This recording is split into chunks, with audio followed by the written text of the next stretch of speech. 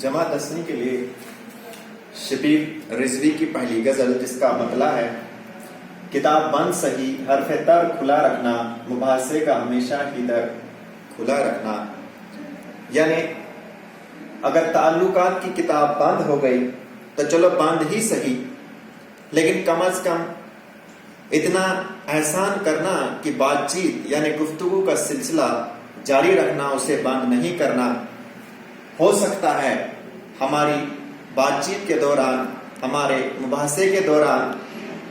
ہم اپنے حقائق کو دلائل کے ساتھ پیش کرنے میں کامیاب ہو سکیں اور اپنے گلے اور شکوے آپس کے دور کر سکیں۔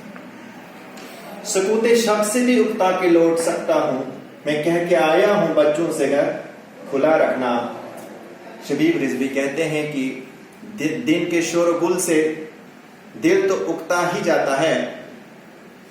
اور پھر اگر دل پہ اور بھی کئی طرح کی مصیبتیں ہوں، دل مایوس ہو، دل مظلوم ہو، دل کئی مصائب کا شکار ہو تو اس میں اکتاہٹ آتی ہے، لیکن اس اکتاہٹ کا بھروسہ بھی نہیں کہ کب دل اکتا جائے، یعنی کہ شب کے سکوت میں بھی، شب کی خاموشی میں بھی دل اکتاہٹ کا شکار ہو سکتا ہے اور وہ اپنی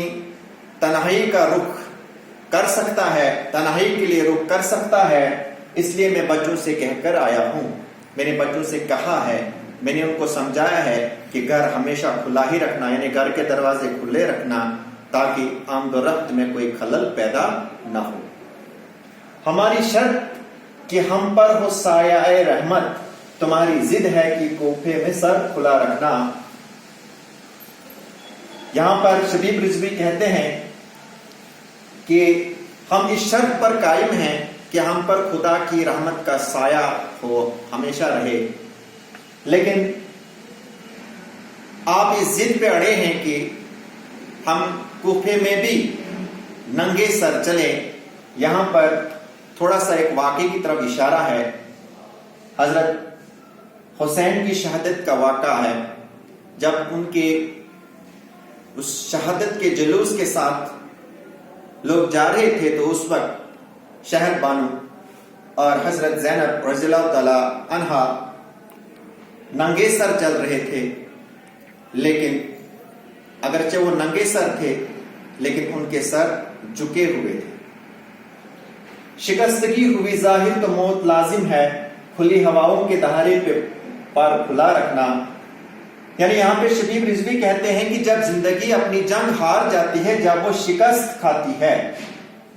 تو اس کے بعد موت آنا لازمی ہو جاتی ہے، یعنی موت ضروری ہے۔ جب زندگی ہار جاتی ہے تو موت آتی ہے۔ کھلی ہواؤں کے دہانے پہ پر کھلا رکھنا، یعنی کہ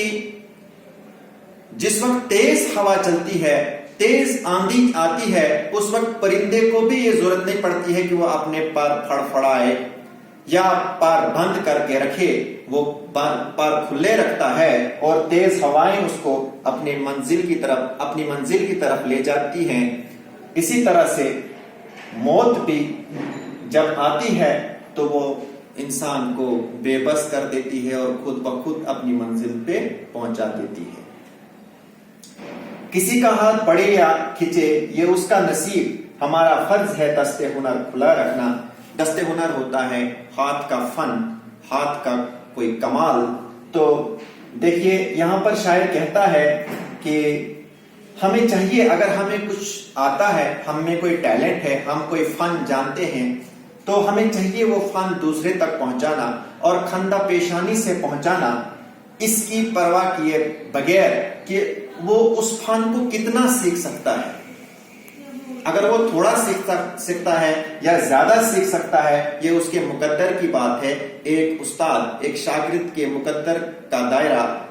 بڑھا یا گھٹا نہیں سکتا ہے، یہ تو اوپر والے کے ہاتھ میں ہوتا ہے، لیکن ایک استاد کو حد الوسع کوشش کرنی چاہیے شاگرد کو دینے کی، اور یہ پھر اس کے نصیب کی بات ہے شاگرد کتنا حاصل کر سکتا ہے۔